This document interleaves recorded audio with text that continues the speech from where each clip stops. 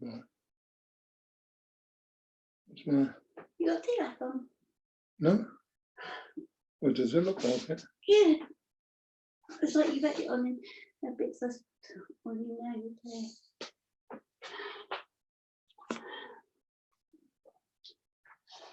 That's just a light.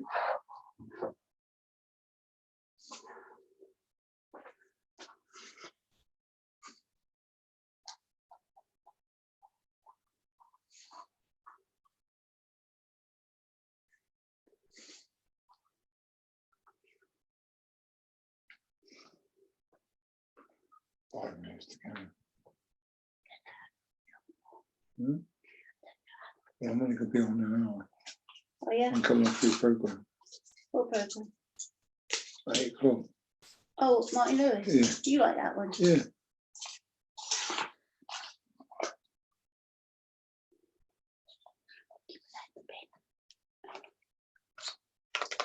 Oh, shit. Just move this. Yeah, and yeah. Huh?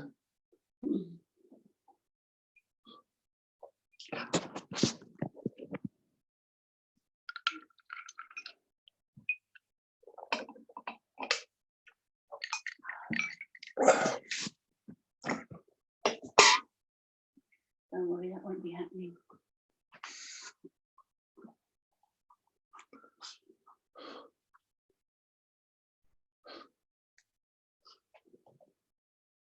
You don't have to scratch just because I did beat so.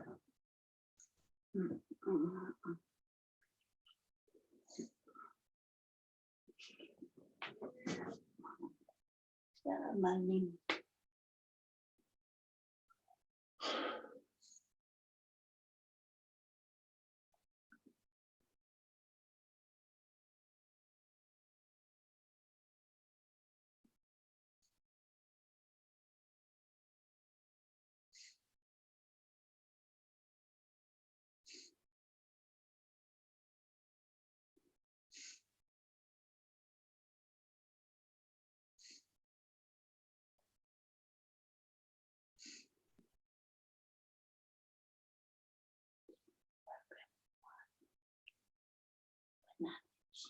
Time's that on?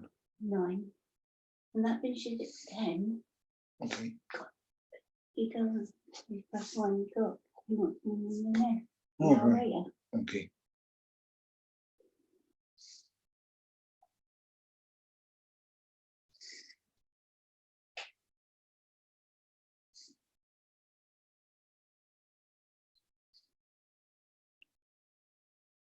Oh, when I see myself on there, I just, God, I see. Well, Hey, Krishna. Hey, Krishna Maharaj. Oh, I was there in East Anglia. I was not. You're looking well anyway. Thank you. That's all this lockdown. Yeah, there's yeah, the people have put a lot of weight on, I think.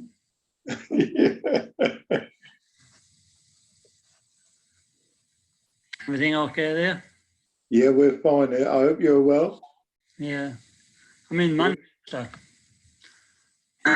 In the Manchester Temple. It's only here. So it's a good situation in that respect. Oh, good. I've got my own space at least. Yeah. And anyway, I'd be glad to move out and do a bit of travelling. Yeah. It's been quite a while, isn't it? 7 or 8 weeks now. Yeah, we've been, what, 8 weeks lockdown? Yeah, 8 weeks now. Yeah. They told us we've got to do another 4 yet. Is that what Boris says? Sorry? Boris says that, does he? Oh, well, because my wife's vulnerable because of her arthritis. Ah. They said 12 weeks, you see. So, so if I go out and bring it back, there's not much point of being in, is there? That's right, yeah. Yeah. So I've had to stay in as well. So. Yeah. Yeah, if you've got some underlying health issues, then it doesn't help. Yeah. Yeah, I was talking to Jai Krishna this afternoon, and he said you were on tonight, so I thought, oh, come on, descend on you. I hope you don't mind. No, no, you're welcome. It's nice to do actually a little bit of online classes. You know, you don't have to. You can get more done by this than you can traveling. You travel, 100 miles, 200 miles, do 1 or 2 classes. Yeah. You're on your way again. I ain't shifted. I've probably more classes a week than I've done at any time during my devotional. So, it does actually open up other opportunities. Yeah. That, we don't have to necessarily, we've got it also, there's lazy intelligence, isn't there? As well as intelligence. I think I've had more association since the lockdown than ever. Yeah. Because Maharaj is doing, he's doing 3 classes, and then we have weekend retreats, and Right. and now we're managing to join you as well. There's so much going on. Yeah. It's amazing. Hare Krishna. Hare Krishna. Haribol, everybody. Okay, so we can at least get started. It's 7 o'clock. So we're doing an overview of the Bhagavatam. The overview, not so strict. Okay. But, we've done Canto 1, and now we started Canto 3 week before last, and now we're on Chapter 7, isn't it? Chapter 7. So I can just do the invocation. We can start. Om Namo Bhagavate Vasudevaya. Om Bhagavate Vasudevaya. Om Namo Bhagavate Vasudevaya.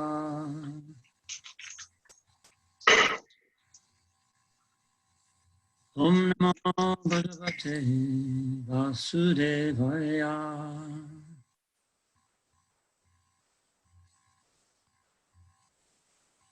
Okay. So yeah, we'll just do a quick recap of what we've done, so that we can keep tabs. It helps to keep things fresh as well. If we've got, from a general overview, then we can remember other things from that, hopefully. So I'll just go through it quickly. We'll not do it like last week where we were interchanging, because I think it'll take a little bit too long. But basically, we started with the 3 things that, the authenticity to be the Supreme Lord. Who is the Supreme Lord? It was proven to be Krishna. This is the first verse. Second verse is the authenticity of the Bhagavatam to speak on this subject. And then after that, it was the qualification of the speaker and the audience, Sutta Goswami and the sages at Naimisharanya, disciplinary succession. 6 questions, which were all about basically bhakti. How do we, what's the supreme occupation? Bhakti. How do we get there? Why does the Supreme Lord appear in this world? And where do we go now there is left for real religious principles? And it was concluded we go to Bhagavatam. And then, it explained that the Lord appears through his Purusha incarnations to create, and through his Leela avatars, his Leela incarnations, to perform his pastimes. So these pastimes form the subject matter, or the background for the subject matter of the Srimad Bhagavatam. And so that was all explained in the first 3 chapters. Then, of course, we have the history of the Bhagavatam, Maharaj Parikshit's background, and Shukadev Goswami. And the history of the Bhagavatam was spoken in 4, 5 and 6 with the help of Narada Muni, spiritual master Vyasadeva, compiled. And then we went on to, so that was the history of the Bhagavatam. Then the history of Maharaj Parikshit, his background was in the rest of the first canto, all the different stories. And also Shukadev Goswami's appearance. And then eventually at the end of the first canto,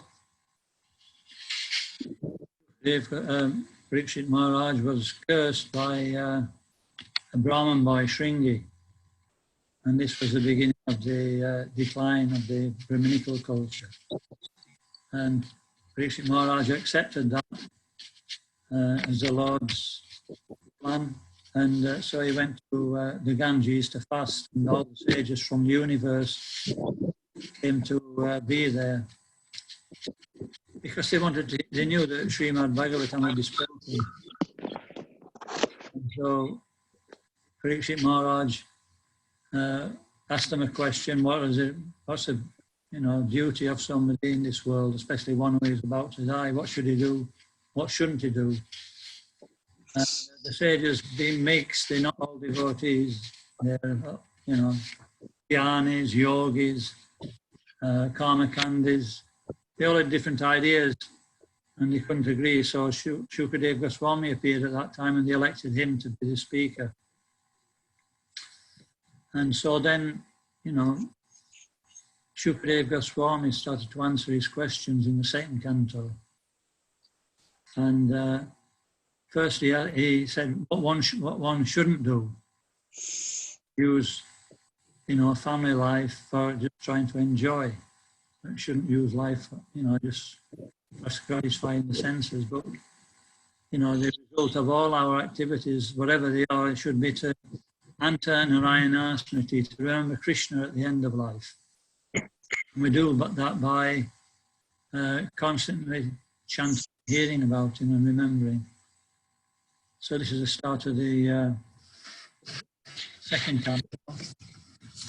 And then and he said the chief process, etan nirvidjimanam ichatam kutobayam yoginam nipranitam harinam anukirtanam. Chief process is to be chanting the holy name. So, he established the whole process straight away within half a dozen verses. But then, he had to understand that the sages who were listening, there were jnanis, there were yogis, there were karmakandis. And so he had to sort of, preach on their level and bring them to that point of eventually being able to accept the path of devotion. And so he talked firstly about Ashtanga Yoga.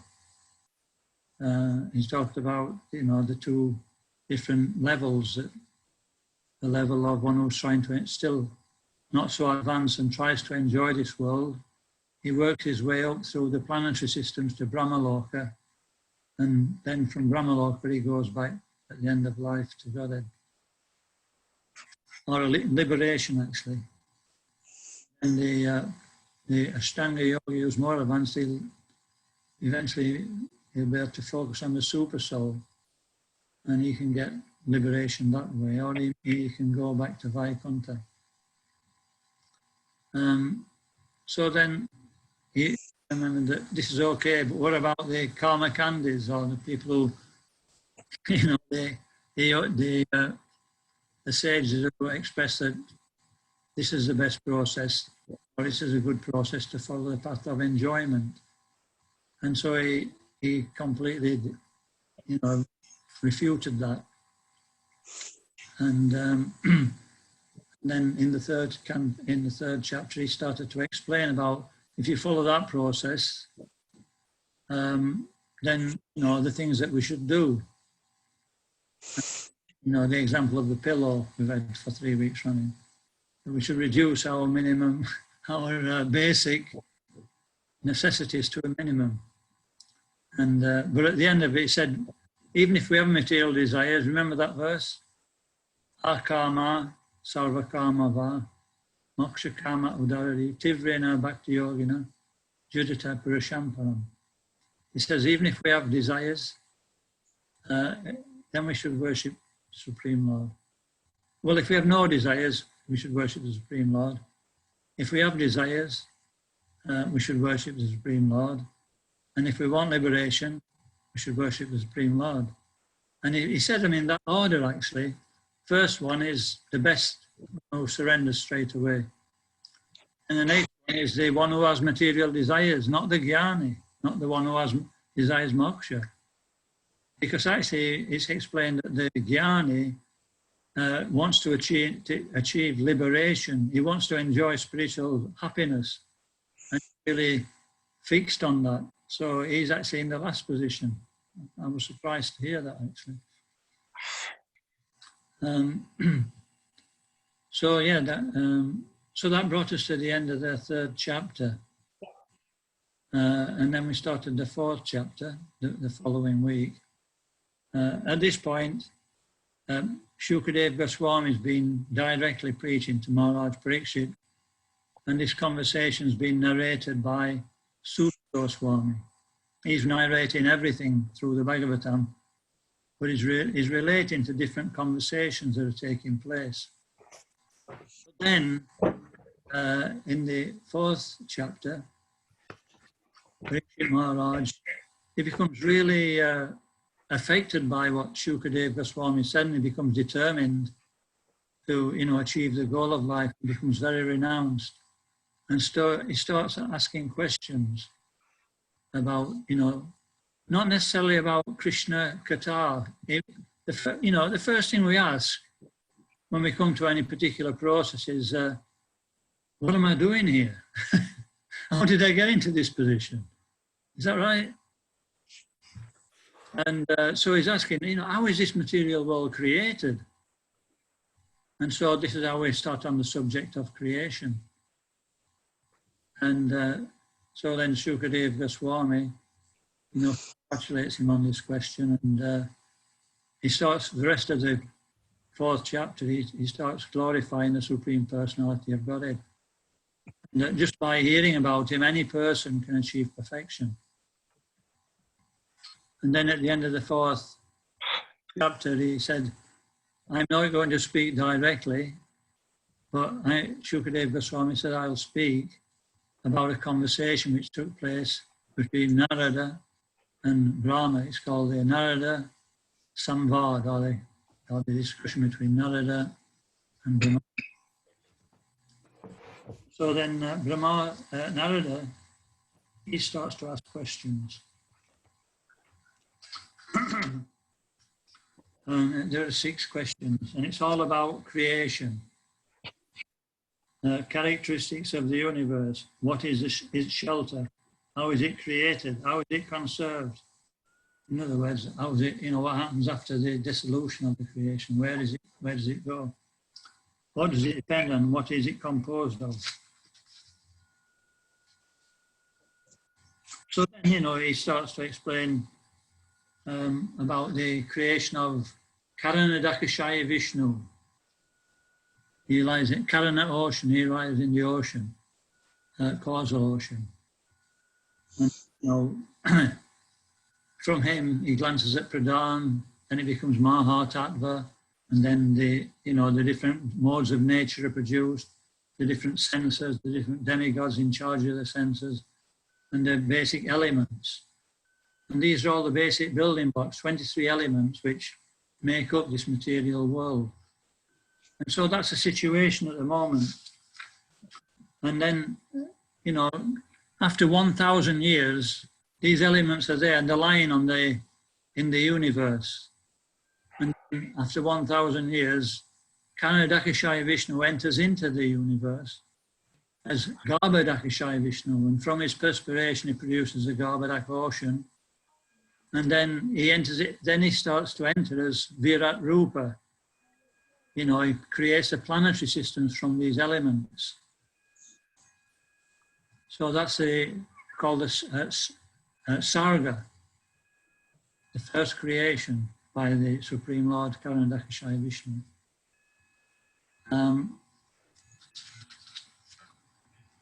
So then we go on to the 6th chapter, and this talks about the Purusha Shukta. So the Purusha Shukta, the Purusha it's talking about now the Karanadakashaya Vishnu has entered into the universe as Garbhadakashaya Vishnu in the Garbha ocean. The Purusha now we're talking about is Garbhadakashaya Vishnu. So in the Vedas, there's the Purusha Shukta prayers. The Vedas are the original teachings, and everything's correlated with the main Vedas. So Bhagavatam is a subsidiary of the Vedas. In this 6th chapter, all the different verses are talking about creation, but they are nearly the same word for word as the original Purusha Shukta verses in the Rig Veda. So that confirms the authenticity of the Bhagavatam in that respect.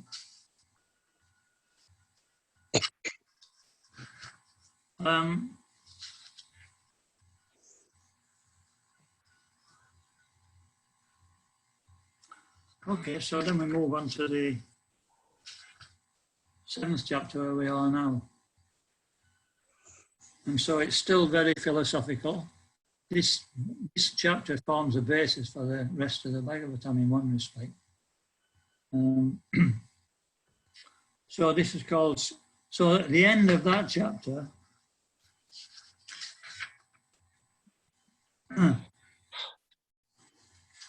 Brahma was speaking, he says, now I will talk about the Leela avatars. And why does he do that? Because he's making the point that unless we understand the pastimes of the Supreme Lord in this world, then we don't make any real progress. So, you know, he starts to talk about the Leela avatars and their pastimes. So it has to be a balance. We understand the nature of the creation and why we're here, and we understand the pastimes of the Lord. So now that's why he starts his 7th chapter talking about scheduled incarnations with their specific functions. Now, I don't know whether we ought to go through all these. Maybe I can just name them. There's like a list of like 39. Maybe you should just read it yourselves, or I can just skip through them if you want. But it mentions the Guna avatars, the Leela avatars, you know, like that, and the Shakti Avesh avatars, like. So quickly go through them. There's, in the beginning, there's, who can remember what the first one is? Karanodaka Vishnu. No, he's a No. The ball. The boar. The boy. Varaha, well done. Then what? Suyogya, Kapila, Datashraya, the 4 Kumaras, Naranarayan, Krishnagarbha, Prithu, Rishabhadev, Ayagriva, Matsya, Kurma, Nishingadev, Hari, Vamanadev, Hamsa Avatar, Manvantari, Purush, Parashuram, Ramananda, Krishna, along with Balaram, of course, Vasudev, Vyasadev, Buddha, Kalki, and then the Guna avatars. And so basically, we'll quickly go through this chapter. What it says is that even if we understand all these Purusha incarnations and what they do, it's very difficult still to understand the Supreme Personality of Godhead. But we can start to understand him by understanding 3 aspects of the Absolute Truth. Does anybody know what they are?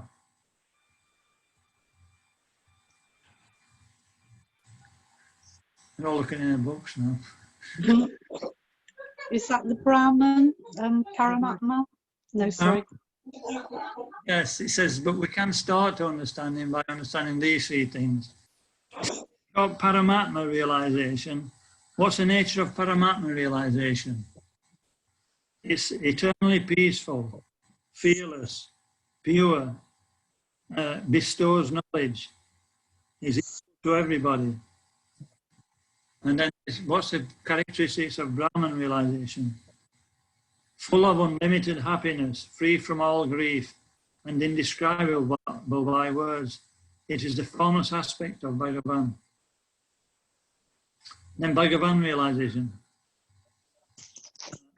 Maya, being ashamed, cannot stand before the Lord. His swarup is inexplicable by words, although sometimes described by comparing it to visible objects, so that devotees can meditate on him. The above qualities of Brahman are seen more abundantly in Bhagavan. So it doesn't say much. Just, anyway, we'll carry on. And it says that jnanis and yogis give up their pasts to take up devotional service. And it gives an example. What does Indra do? Indra rains. He throws down rain. He says they give up these paths of jnana and yoga, just like Indra, the demigod of rain, foregoes the trouble of digging wells. Really good analogy, that. In other words, Bhakti Yoga's got everything in it. Bhagavan is the ultimate benefactor. Okay, so then Brahma tells Narada Muni, he's finished preaching to Narada Muni about the primary creation. So he tells, what does he tell Narada Muni to do? He says, preach, dispute this Bhagavatam. Bhakti Yoga is characterized by hearing and chanting about the Leela avatars. So you should speak about them, and the Purusha avatars also.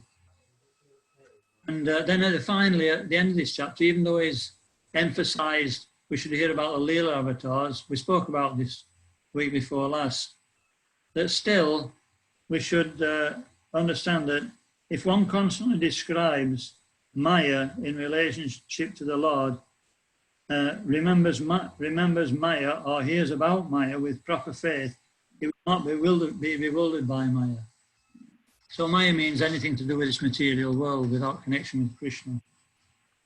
So when we talk about creation, we go into the realms of creating Maya. So we need to know about those things as well as the Leela avatar. Both things are necessary. Okay. I'll read the purport on this one. This is 2753.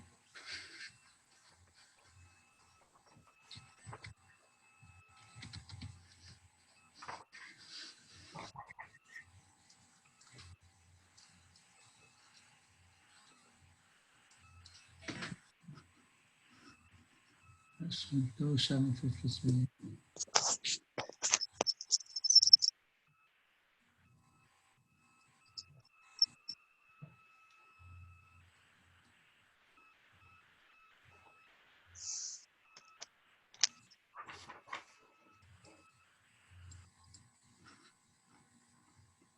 There's just one part I wanted to read out of this. I won't read all the purport. The translation says, the Lord's activities in association with his different energies should be described, appreciated, and heard in accordance with the teachings of the Supreme Lord. If this is done regularly with devotion and respect, one is sure to get out of the illusory energy of the Lord.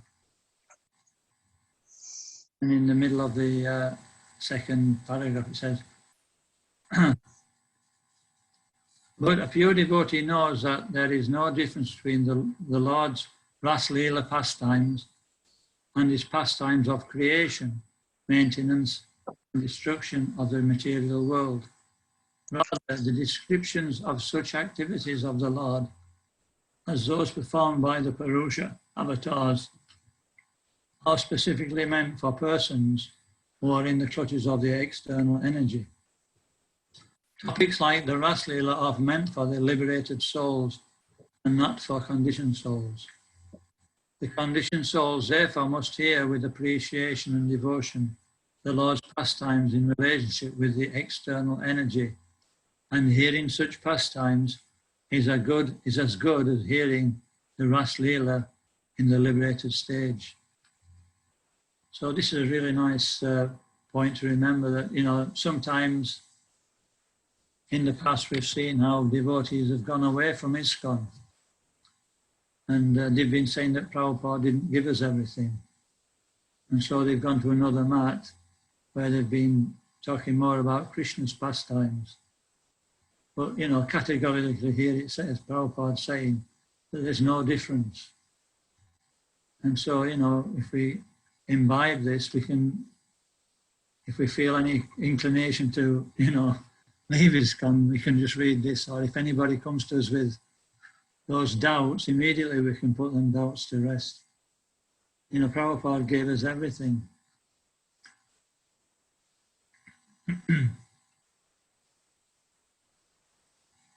Okay. So then at the end of this particular chapter 7, this is a nice section in chapter 8. These are questions by Maharaj Parikshit. Now, you know, Brahma has finished speaking to Narada Muni, and so Suta Goswami is now talking about the conversation between Shukadev Goswami and Maharaj Parikshit. It always goes back to the conversation between Suta Goswami and the same sages at Naimisharanya, headed by Shaunaka Rishi. Then we won't become confused.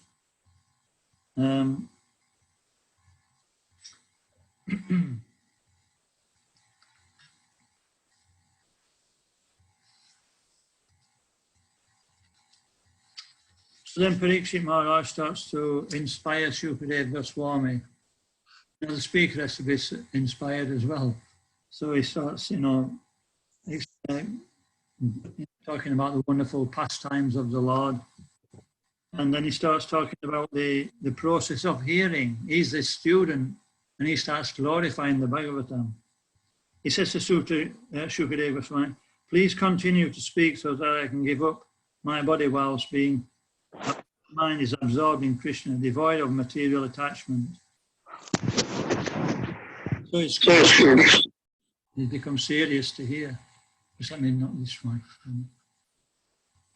Okay. So then these three nice prayers here from the Bhagavatam, they're verses 2, 8, 4 to 6, if you want to read. I'll read from the Bhagavatam as well.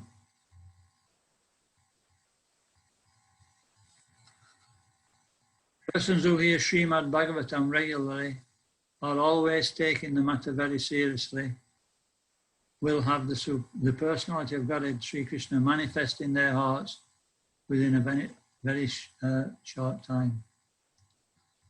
Srimad Bhagavatam is a sound incarnation of the Lord Krishna, the Supreme Soul.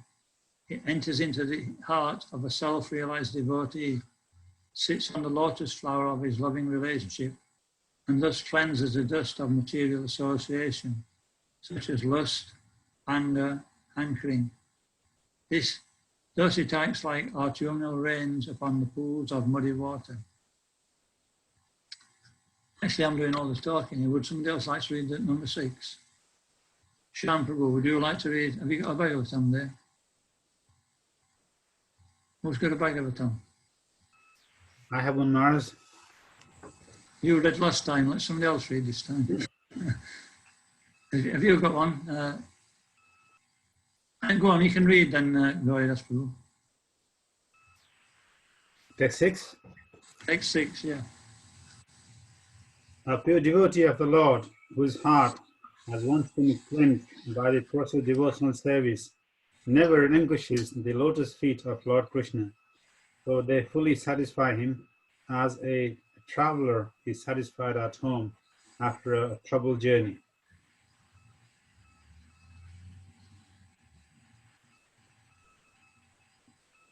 So that's a nice realization that when we're practicing devotional service, you know, I don't know whether anybody's noticed, but it's not that all our problems go away.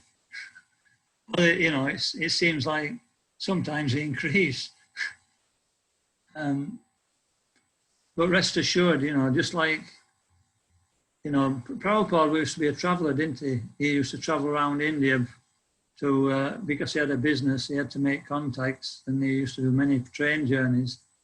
So he's probably speaking a little bit from personal realization that, when you're traveling, it can be, you're in different places, in different things to eat and different associates. You're constantly having to unpack and pack, and it's very disturbing. But he says, after, a week's journey or whatever that particular trip takes, eventually he knows he's going to go back home where he can relax in the association of his family.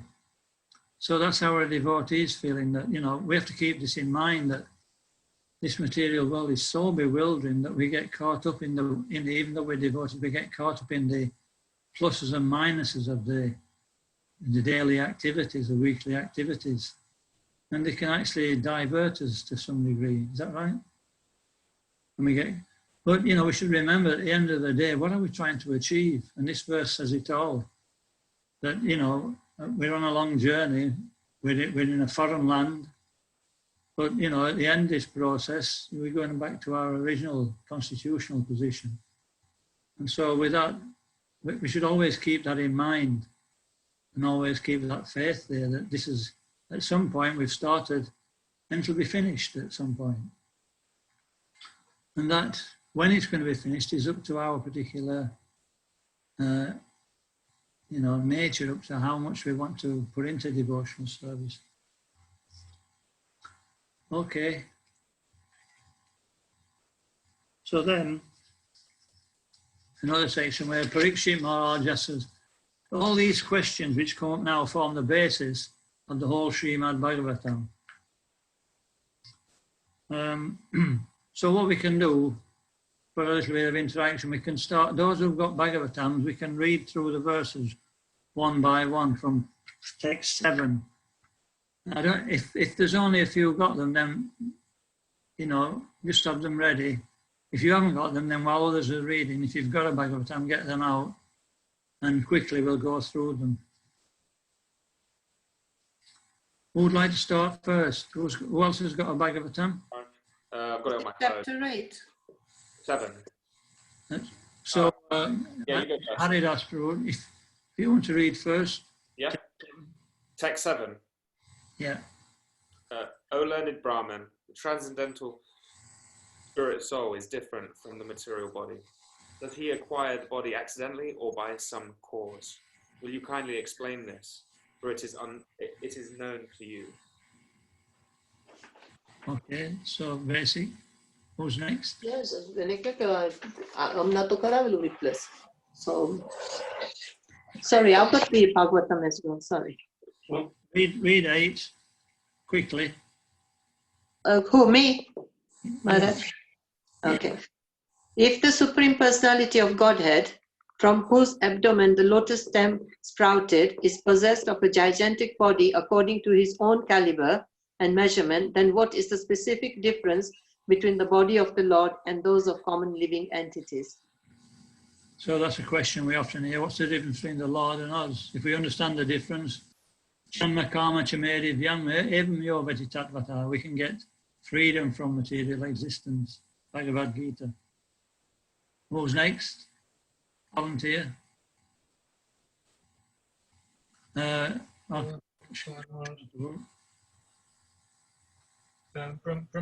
who was not born of a material source, but of the lotus flower coming out of the navel abdomen of the Lord, is the creator of all those who are materially born. Of course, by the grace of the Lord, Brahma was able to see the form of the Lord. Okay. Next. Who's got Bhagavatam? I'll go. Okay. Please also, yeah. Yeah. Please also explain the personality. Please also explain the personality of Godhead, who lies in every heart as the supersoul and as the Lord of all energies, but is untouched by his external energy. Okay. So that's the preliminary questions about the soul and the body and the Supreme Soul Krishna. Now we're going to, from 12, we talk about, karma and time. So who's next? Who wants to read next? Meena Mataji, can you read 12? Also, please explain the duration of time between creation and annihilation, and that of other subsidiary creations, as well as the nature of time indicated by the sound of past, present, and future. Also, please explain the duration and measurement of life of the different living beings known as the demigods, the human beings, etc., on different planets of the universe. Okay. So who's next?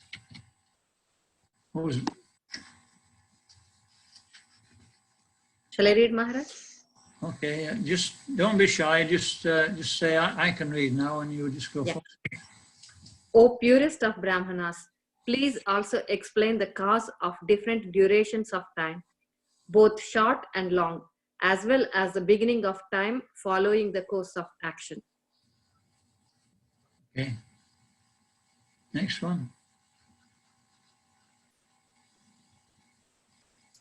Radha Mataji, do you want to read?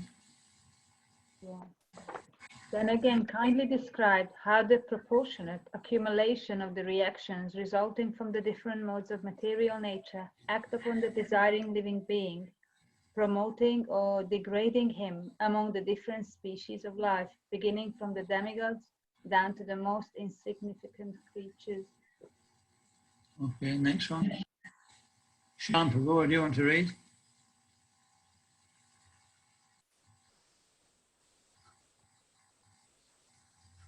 You have to take your mic off just a minute. Okay, you have to unmute.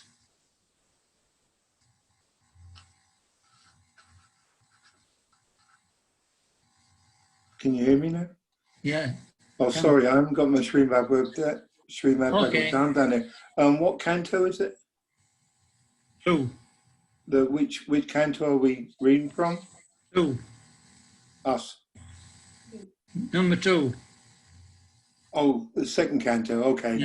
Yeah. I'll make sure I got it next time. Okay. Sorry. Okay. Anybody else? Gauri Asparu, do you want to read?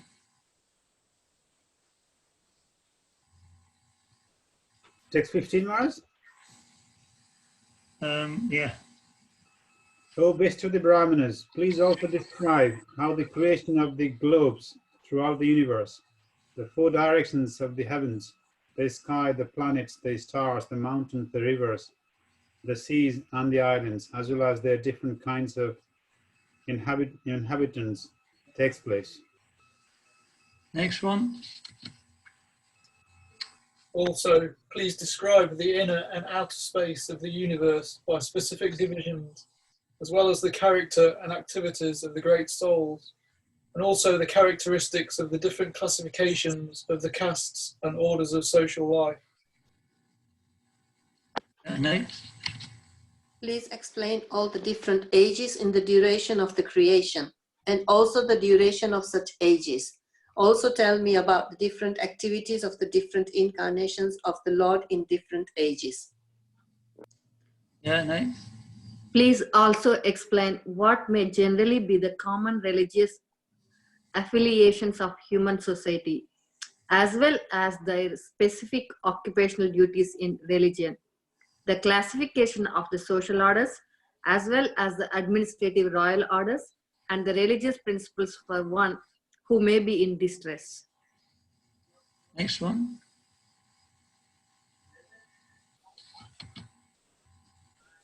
Kindly explain all about the elementary principles of creation, the number of such elementary principles, their causes and their development, and also the process of devotional service and the method of mystic powers. Next. Okay. What are the opulences of the great mystics, and what is their ultimate realization? How does the perfect mystic become detached from the subtle astral body?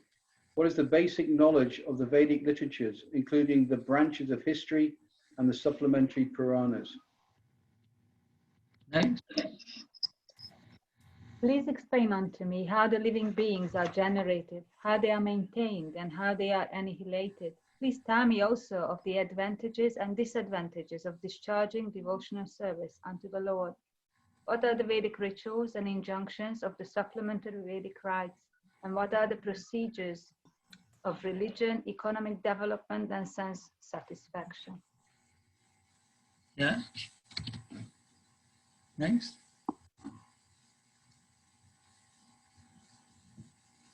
Please also explain how, merged in the body of the Lord, living beings are created and how the infidels appear in the world.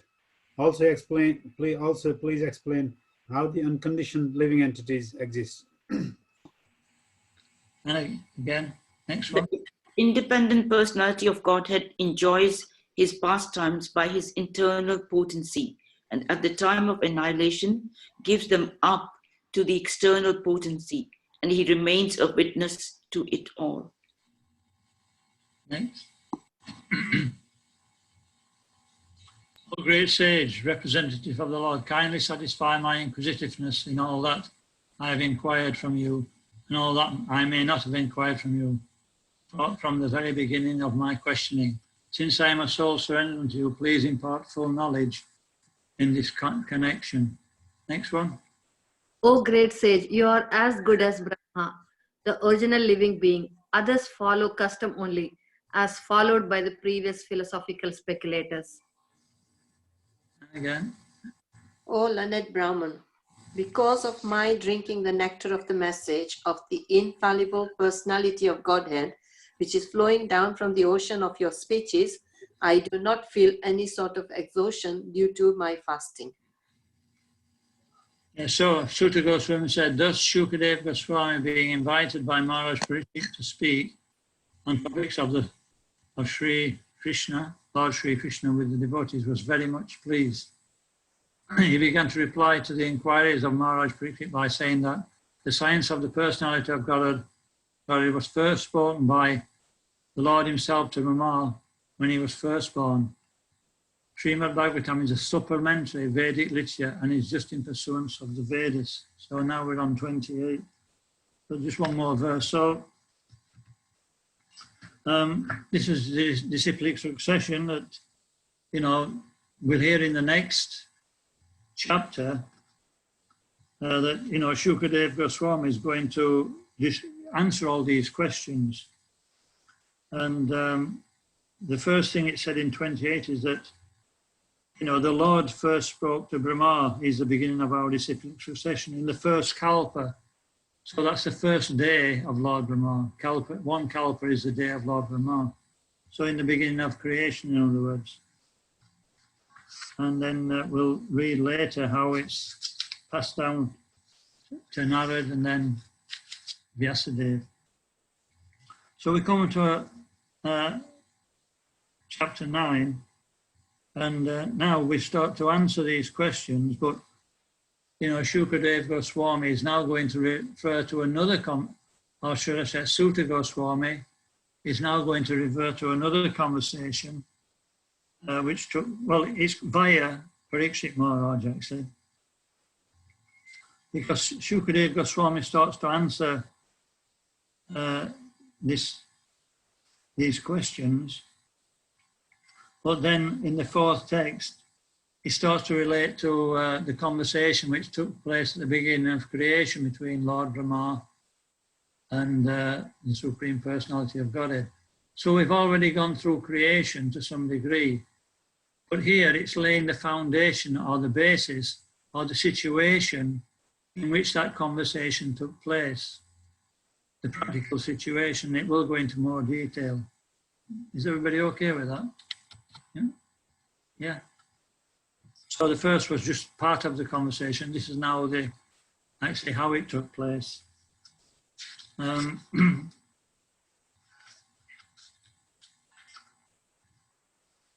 So he said the relationship of the jiva with the body is unreal. First, it is only due to Maya. It takes a dream. It's like a dreamer seeing his dream body. And this is due to the influence of Maya, text 2. But when he gets in touch with the Lord, who is beyond time and Maya, through bhakti, he becomes free from the misconceptions of I and mine. So then, Shukadev Goswami starts saying that the Lord presented his eternal and transcendental form before Brahma due to his performance of non-deceptive penance in Bhakti Yoga. So we're going back to the point where, Brahma comes out of the lotus stem, and he's now sitting on the lotus flower, and there's nothing in creation at this time. He can't see anything. And so he starts, searching, but he can't find anything. So he starts praying to the Supreme Lord. And then he hears 2 words. Anybody remember what those words are? Tapa. Yeah, tapa. So this is we'll read. This is a very interesting point here.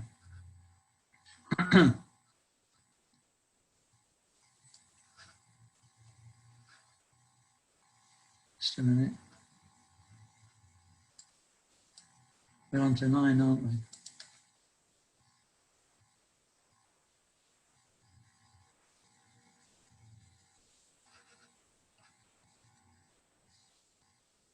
says, Lord Brahma, the first spiritual master, supreme in the universe, could not trace out the source of his lotus seed. While thinking of creating the material world, he could not understand the proper direction for such creative work, nor could he find the process for creation.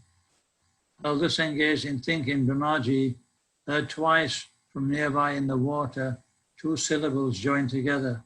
One of the syllables was the 16th and the other 21st of the Sparsha letters, and they joined to become the wealth of the renounced order of life. So in the purport, Prabhupada talks about this. When Lord Brahma was perplexed about how to construct the material manifestation in the universe, and went down into the water to find out the means and source of his lotus seed, he heard the word tapa vibrated twice. Taking the path of tapa is the second birth of the desiring disciple. The word upashrinat is very significant.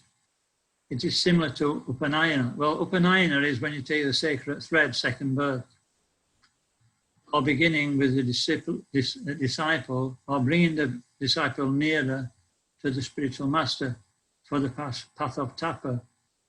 So Brahmaji was thus initiated by Lord Krishna, and this fact is corroborated by Brahmaji himself in his book, the Brahma Samhita, where he says, Govindam Adipurusham Tamaham Bhajami. So that's actually initiation according to this verse, that, we agree to undergo tapasya under the order of a superior authority, in this place the spiritual master. And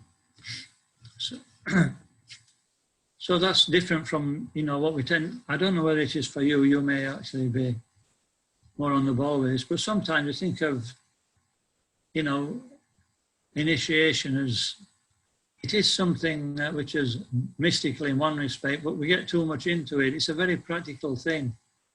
Just like Srila Prabhupada, when he met Bhaktisiddhanta Saraswati Thakur on the roof at Ultatanga Gardens in Calcutta, and Bhaktisiddhanta Saraswati told him to preach in English, even before he understood who he was speaking to. And at that time, Prabhupada reflected and he thought, this movement is in the hands of this Lord Chaitanya's message is in the hands of a very expert preacher. And he was always attracted to him at that point. And he used to spend as much time as he could listening to his lectures. So actually at that point, in one respect, he was initiated, he'd already accepted it. And he wanted to actually fulfill the instructions of Bhaktisiddhanta Saraswati to preach in English. But at that time he couldn't. So this is the same thing. And then later, he formalized that relationship by taking, the fire sacrifice and taking a name. So really, initiation is a thing of the heart. And the fire yajna is it's like, I don't know whether I ought to use this word, I got admonished by somebody once, it's like the rubber stamp. When you sign some documents, okay, there's no going back now. Yeah. So I thought that was quite interesting. It really, I found it interesting anyway. And the next verse, when he heard the sound, he tried to find the speaker, searching on all sides. But when he was unable to find anyone besides himself, he thought it wise to sit down on his lotus seat firmly and give it his attention to the execution of penance as he was instructed. And in the purport, in the beginning of the first chapter of the Srimad Bhagavatam, in the first chapter, first verse, it has already been mentioned that Brahma was initiated by the Lord from within. The Lord is within every living entity as the super soul, and he initiated Brahma because Brahma was willing to receive the initiation. The Lord can similarly initiate anyone who is inclined to have it. It's not an external thing. Brahmanda Brahmate Bhagavan Jeev Guru Krishna Prasade Bhakti Payalata Bij. And this is a verse which explains how the Lord's wandering, the living entities wandering in this universe from the higher planets to the lower planets, different species of life. And then by the mercy of Krishna, he gets a spiritual master. So it's actually, Krishna sees the heart and he makes the arrangements. And he arranges the association. And eventually there's Diksha. That's when we're sufficiently experienced to make a solid vow to practice. Okay. I don't know whether we have time today, but there's this particular chapter is talking about the Chatur Sloki. So these verses, they are the basis of the whole Srimad Bhagavatam. And this Chatur Sloki is the Bhagavatam that Lord Brahma heard from Lord Krishna, from the Supreme Lord. This is all he heard, but these are the seed verses of the whole Srimad Bhagavatam. And so we can maybe, it's 10 to now, so I don't think we've really time to give it justice. So I'll just read the next portion, which is text 9 to 18. He said, because of his tapasya and he pleased the Supreme Lord, then the whole of Vaikuntha was revealed to Lord Brahma. So this is also an interesting point that, if Prabhupada said, work hard, samadhi later. Because we're passionate by nature, we like to roll the sleeves up, and get into things. So actually that's okay. He's saying that, Lord Brahma, he really focused on what he was told to do. And just like Dhruva Maharaj, we'll hear about in the Bhagavatam later, he really focused on the instruction of his spiritual master and focusing on his mantra. This mantra was Tapa, and Dhruva Maharaj was Om Namo Bhagavate Vasudevaya. I don't know what mantra Lord Brahma actually chanted. Tapa was the initial, was like you've got to perform some austerity. But just by chanting that mantra with real focus, then, Lord Krishna showed him the whole spiritual world. Vaikuntha, all the different Lakshmis, the devotees of the Lord, the beauty of the Lord, his different energies. And so everything was revealed to him by that. So that's available to every single one of us.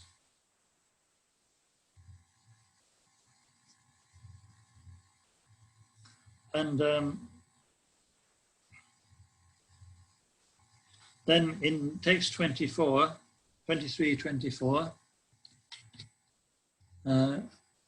Krishna makes a surprising statement.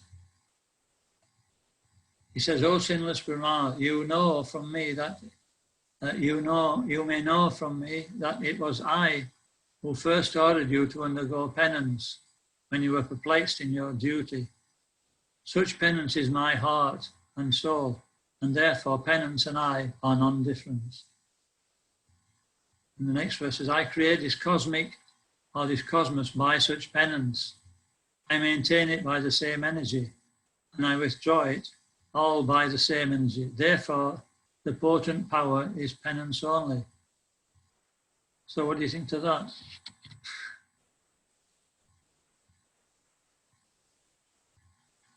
Any comments? We have to be serious, Maharaj. Yeah, I mean, that's a good message that's given there, but anything else?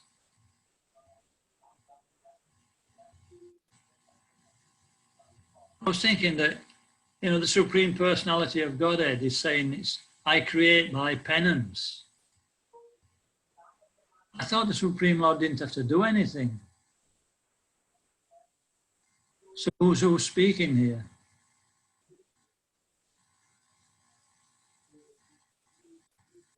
Narayan. Yeah, it must be Karanadakashaya Vishnu or Garbhadakashaya Vishnu. That they're actually expansions of Supreme Lord Krishna. So they, you know, it seems like in this material world, and even in the spiritual world to some degree, I'm not saying it's exactly the same, but, you know, we have to undergo some resistance. You know, there's like challenges in order to actually move forward. Is that right? Mm-hmm. And we're always trying to avoid challenges, aren't we? We always want to take it easy. But even the gopis in Krishna Lila, you know, their desire was to serve Krishna even with more intensity, but they didn't know how to do it.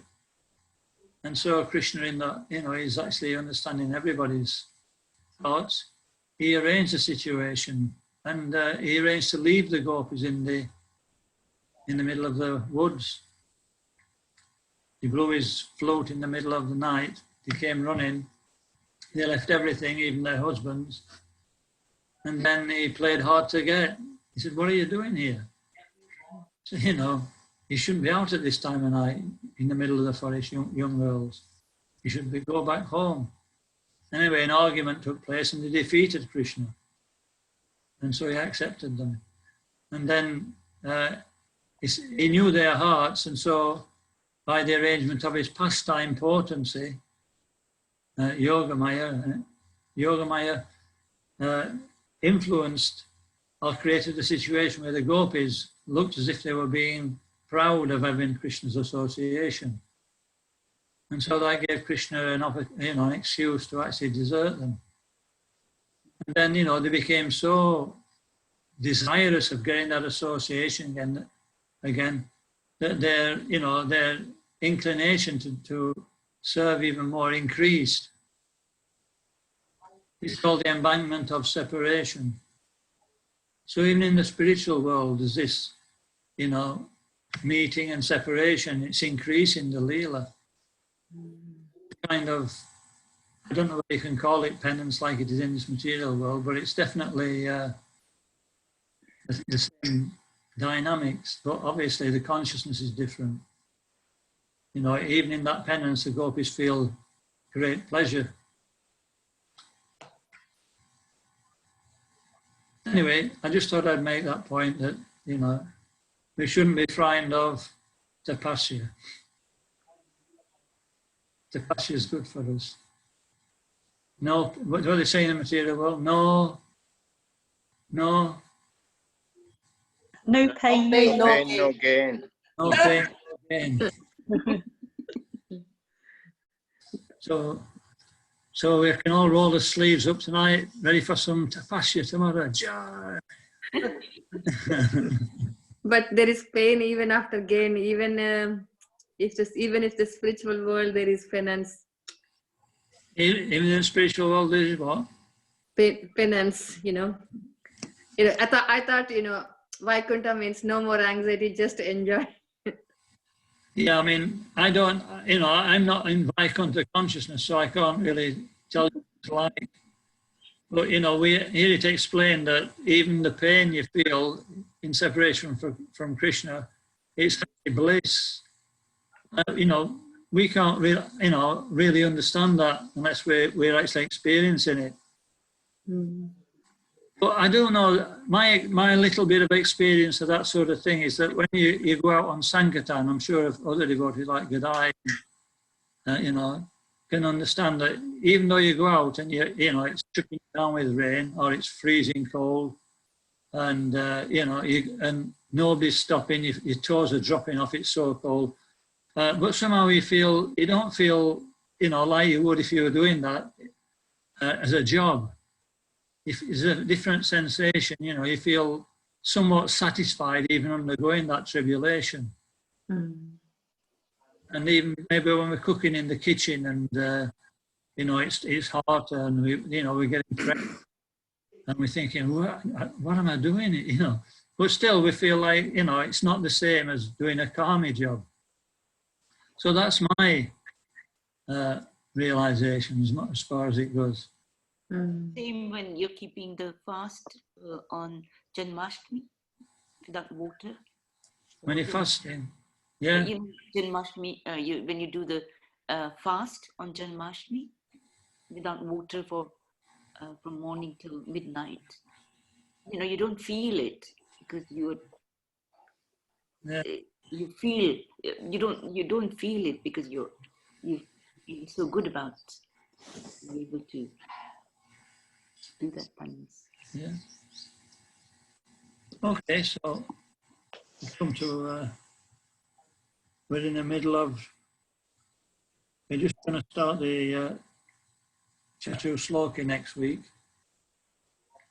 which form the basis of the whole Bhagavatam.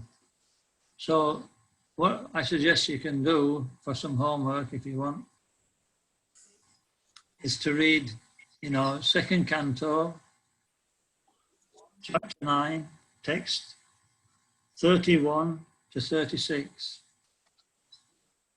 31 is an important verse as well. The Chatu Sloka is 33 to 36. And then you'll be well grounded in what it's saying. You'll be able to follow it very nicely. Mm. Okay? Yeah. Thank you, Maharaj. Maharaj, what is the verse you quoted in the beginning of second chapter about the chanting of the holy name is the process? When you first, in the beginning of the class, you quoted a verse before Akamaha Sarvakamaha about chanting of the holy name. That's in the first chapter of the same canto. What is that one, Maharaj? Etan nirvijamananam, ichitam kutobayam. What is the number, Maharaj? 211. 2111. 21. Thank you, Maharaj. Okay, thank you, everybody. Thank you. Thank you very much, Maharaj. Hare Krishna. Thank Hare you. Krishna. Hare Krishna, Maharaj. So we'll see you next week. Thank you, Maharaj. Dave, nice to see you. I'll have the canto. I've got the canto here now ready. Ready, okay. Okay, Hare Krishna. Thank you. Sorry I was late. Hare Krishna. Hare